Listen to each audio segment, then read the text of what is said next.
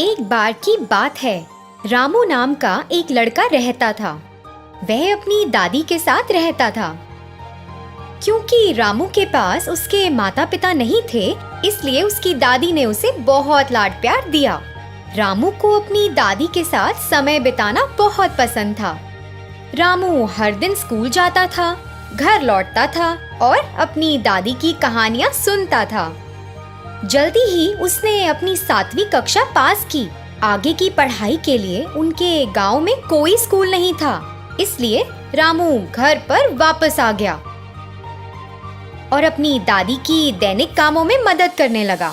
जब वह घर के कामों में मदद कर रहा था, तब उसने अपनी दादी की मदद से चाय बनाना सीखा। रामू बहुत कुशल था और वह जो चाय बनाता था वह स्वाद में बहुत लजीज थी। हर बार जब वह अपनी चाय का स्वाद लेती थी, तो उसकी दादी उसकी तारीफ करती थी। रामू हमेशा मेहमानों और अपने दोस्तों को चाय परोसता था।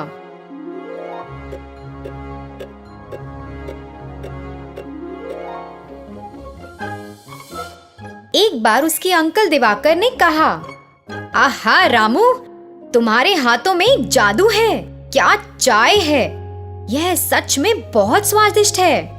धन्यवाद अंकल, मुझे खुशी है कि आपको मेरी चाय पसंद आई।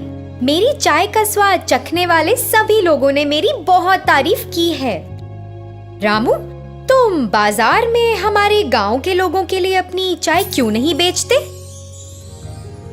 मुझे यकीन है कि तुम इससे कुछ पैसे कमा सकते हो। रामू ने उनका सुझाव लिया और गांव में बेचने के लिए चाय बनाई। सभी को चाय का स्वाद बहुत पसंद आने लगा और यह बात पूरे गांव में फैल गई।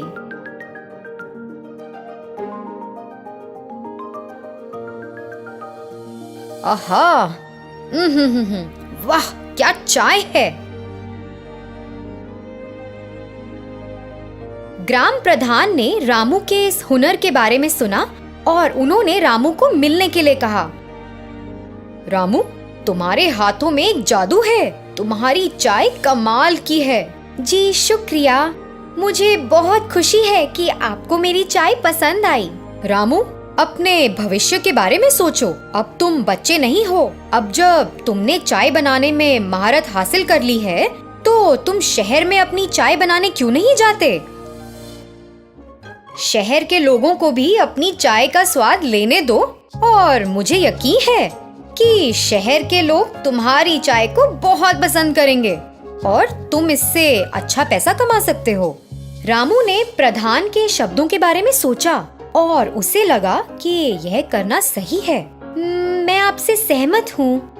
आप पूरी तरह ठीक हो, लेकिन मुझे नहीं लगता कि मैं तुरंत शहर जा सकता हूँ। अरे रामू बेटा, तुम इसकी चिंता ना करो। मैं अभी के लिए खर्चा संभाल लूंगा। पैसे ले लो और तुरंत शहर जाओ।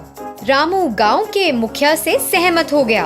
अपने पैसे लेकर शहर चला गया।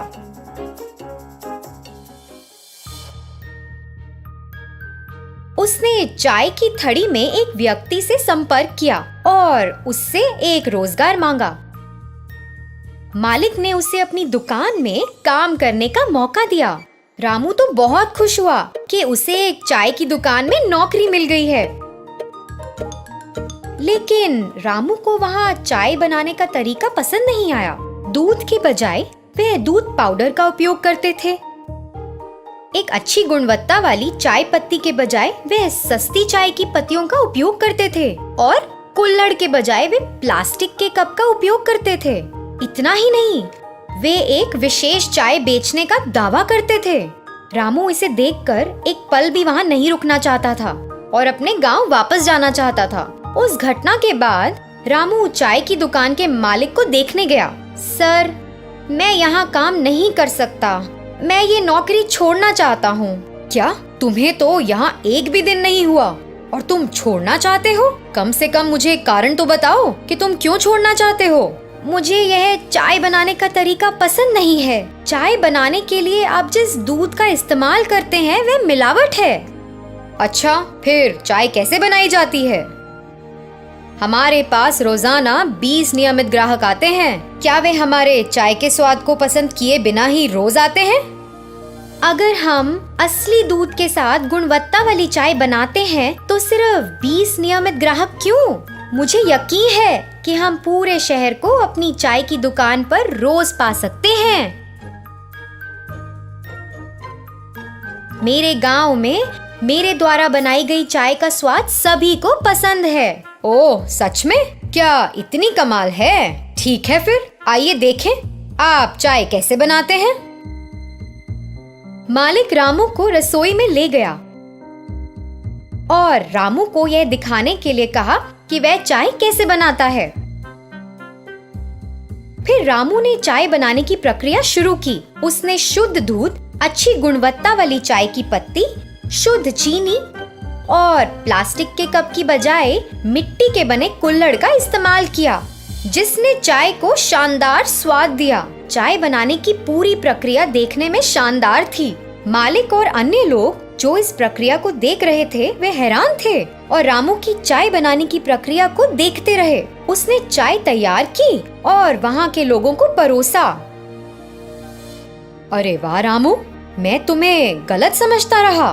मुझे सही में स्वाद बहुत पसंद आया। वास्तव में प्रक्रिया बहुत बढ़िया है। अब से हम तुम्हारे नुस्खे के अनुसार चाय बनाएंगे। हम अब पुराने नुस्खे का उपयोग नहीं करेंगे। तब से मालिक ने चाय बनाने के लिए रामू के तरीके का इस्तेमाल किया। लोग चाय की दुकान पर रोज जाने लगे। चाय का स्वाद लेने के लिए अपनी बारी का इंतजार करते थे और दुकान में खड़े होने की भी जगह नहीं थी। पहले से भी अधिक मुनाफा किया। रामू को एक अच्छा नाम मिला। उसके कौशल को पहचाना गया और लोगों ने उसके हाथों में जादू और उसकी चाय के दिव्य स्वाद के लिए उसकी सराहना की। रामू को शहर में एक अच्छा नाम मिला और वह अपने गांव लौट आया। उसकी दादी को उस पर बहुत गर्व था और वे दोनों गांव के मुखिया को देखने गए और उनका आशीर्वाद लेने गए। रामू ने मुखिया से लिया पैसा वापस कर दिया। मुखिया को रामू पर बहुत गर्व था और उसकी कड़ी मेहनत के लिए उसकी सराहना की। रामू को ग्रामीणों के सामने सम्मानित किया गया और जमींदार ने उसकी सफलता की कहानी सभी ग्रामीणों को सुनाई। रामू ने गांव के कई युवा बेरोजगारों को प्रेरित किया। सभी ने रामू से प्रेरित होकर अपने लक्ष्य के प्रति मेहनत करना शुरू किया। किसी ने भी गांव में गरीबी या बेरोजगारी नहीं देखी।